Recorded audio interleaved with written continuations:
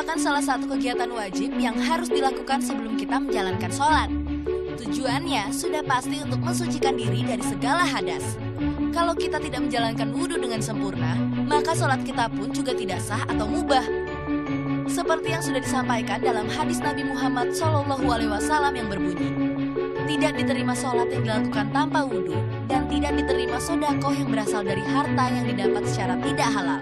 Hadis riwayat Muslim.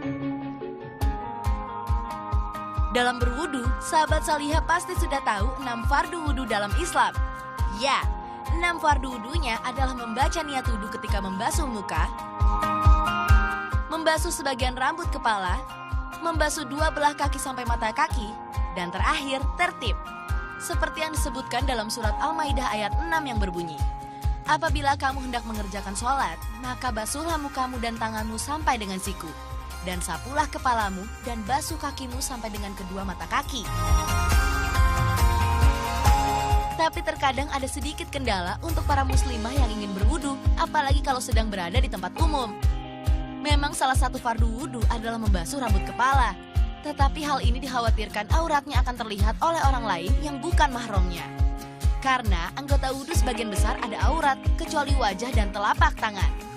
Lalu bagaimana ya cara berwudu untuk muslimah yang menggunakan hijab jika sedang berada di luar rumah? Apakah dengan mengusap kerudung itu sah? Apakah berwudu menggunakan kerudung itu sah gitu ya?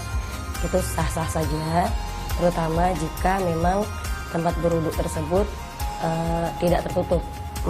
Yang memungkinkan kalau si perempuan ini membuka kerudung akan membuat auratnya terlihat. Lalu caranya berwudu gimana? Dalam sebuah hadis Rasulullah juga pernah berwudu dengan mengusap sorbannya. Jadi kalau menurut Imam Ibnu Taimiyah ini dianalogikan dengan sorban dan kerudung muslimah, sama aja ya. Jadi boleh mengusap di luar. Lalu kalau misalnya berwudu di luar yang banyak laki-laki, caranya gimana? Nah, bisa tanpa melepas kerudung. Jadi ketika dia mengusap muka, ambil air, kemudian bisa diginiin aja, seperti itu. Lalu kalau di tangan ini, kalau lengan bajunya bisa dibuka sampai ke sini, dia bisa sambil ngumpet-ngumpet dikit lah gitu ya. Yang penting harus kena sampai ke siku. Jika tangan baju tidak bisa dibuka sampai ke sini, misalnya diketat atau apa, ini harus dibasahin. Karena tujuan kita adalah air wudhu itu sampai menyentuh marfik, yaitu pertemuan antara tulang lengan dengan tulang sini. Jadi ini siku. Ya, itu tata cara wudhu untuk muslimah jika di luar. Jadi boleh sambil mengenakan kerudung, lalu boleh ketika mengusap kepala boleh begini, atau dia usapin di sini. Karena memang ada yang bilang ke sini aja boleh, tapi lebih baiknya begini. Seperti itu. Karena memang Rasulullah SAW pernah melakukannya, dan juga menurut Ibnu Munzir, Ummu Salamah pun pernah melakukannya, mengusap air wudhu lewat kerudung. Ternyata Islam itu mempermudahkan umatnya dalam segala kegiatan, salah satunya menyempurnakan wudhu.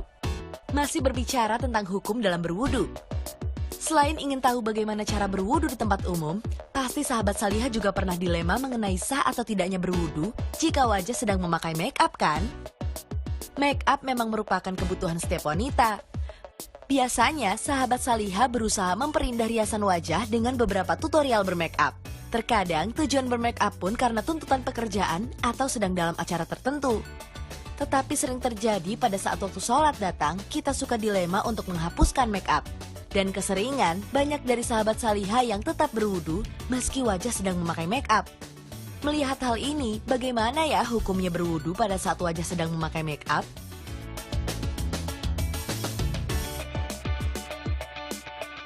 Kalau dia sudah bermake up dan dia berwudu, kalau make upnya tidak waterproof nggak masalah. Karena tujuannya adalah air wudu bisa sampai kepada kulit. Kalau make upnya itu waterproof, dia harus membersihkan make upnya dulu baru dia berwudu. Nah, jadi mensiasatinya, kalau memang biasa sekarang kan banyak ya make up yang pakai waterproof gitu. Siasatnya adalah sebelum dia bermake up, wudu dulu. Kalau dia bisa jaga wudu sampai berapa waktu itu bisa. Tinggal sholat lagi, tinggal sholat lagi. Pada intinya, berwudu dengan mengusap bagian kerudung diperbolehkan jika benar-benar dalam keadaan darurat, di mana tidak ada tempat wudu lain yang bisa kita gunakan untuk berwudu dalam keadaan tidak terlihat oleh yang bukan mahram.